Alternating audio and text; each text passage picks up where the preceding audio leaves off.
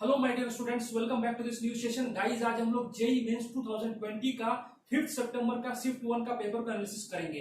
तो ये analysis students का इनिशियल फीडबैक पर बेस्ड है एंड आपके पास में अगर इस एनालिसिस से लेकर कुछ सजेशन है तो आप उसको कमेंट बॉक्स में लिख सकते हैं। तो चलिए हम लोग बच्चों इस सेशन को शुरू करते हैं एंड पेपर के एनालिसिस के बाद में हम लोग एक्सपेक्टेड कट ऑफ एंड क्या गुड स्कोर हो सकता है उसको भी हम लोग आपको बताएंगे। तो चलिए हम लोग बच्चों इस सेशन को शुरू करते हैं। तो देखिए, सबसे पहला इंपॉर्टेंट बात इस पेपर में यह है कि फिजिक्स का पेपर को जो है टफ कैटेगरी में इस पेपर को रखा गया है, टफ टू मॉडरेट में। तो 4 सितंबर का शिफ्ट 2 का जो फिजिक्स का पेपर था वो टफ कैटेगरी में था और स्टूडेंट्स का जो अभी फीडबैक है उससे भी ज्यादा टफ ये पेपर को बता रहे हैं। तो फिजिक्स का जो ओवरऑल लेवल है माय स्टूडेंट्स वो टफ कैटेगरी में है। इसके बाद में केमिस्ट्री जो है माय स्टूडेंट्स ऑलरेडी इजी चल रहा है, लेकिन आज का पेपर में आपका इनऑर्गेनिक केमिस्ट्री जो है वो ज्यादा था, फिर उसके बाद में ऑर्गेनिक केमिस्ट्री है, फिर उसके बाद में आपका फिजिकल केमिस्ट्री है। तो आप एक बात नोट कर लीजिए, केमिस्ट्री में जब भी इनऑर्गेनिक केमिस्ट्री आता है तो कहीं ना कहीं स्टूडेंट्स को डिफिकल्टी होता है, स्टूडेंट्स का इनऑर्गेनिक पे ज्यादा कमांड नहीं रहता है।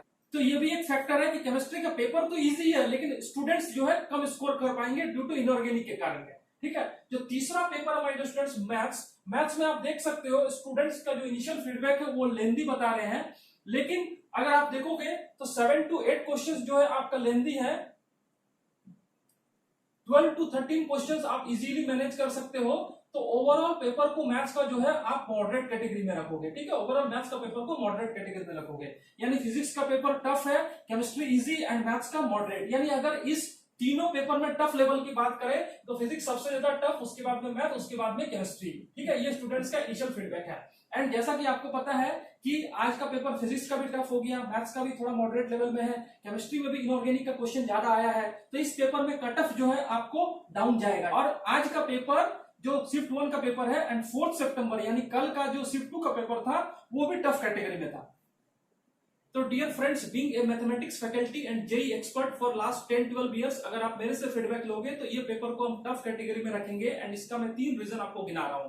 फिजिक्स का पेपर लेंदी एंड टफ है, केमिस्ट्री में इनऑर्गेनिक का ज्यादा पूछना एंड मैथ्स में भी कुछ क्वेश्चंस लेंदी है। तो ओवरऑल ये पेपर में कट ऑफ कम जाएगा, आप टेंशन मत लेना। जो भी स्टूडेंट इस पेपर में अपियर हुए हैं उनका अगर 35 to 40 क्वेश्चंस भी सही हो रहे हैं तो उनका बहुत अच्छा स्कोर होगा। एंड इस पेपर का अगर आप कट ऑफ की बात करोगे माय डियर स्टूडेंट्स तो मैं एक्सपेक्ट कर रहा हूं कि 85 के अराउंड जनरल कैटेगरी का कट ऑफ जाएगा। उसी के रेस्पेक्ट में आप economically weaker section, OBC, SC ST का भी कट ऑफ को देख सकते हैं, यानी प्रीवियस पेपर के रेस्पेक्ट में इस पेपर में कट ऑफ जो है डाउन जाएगा।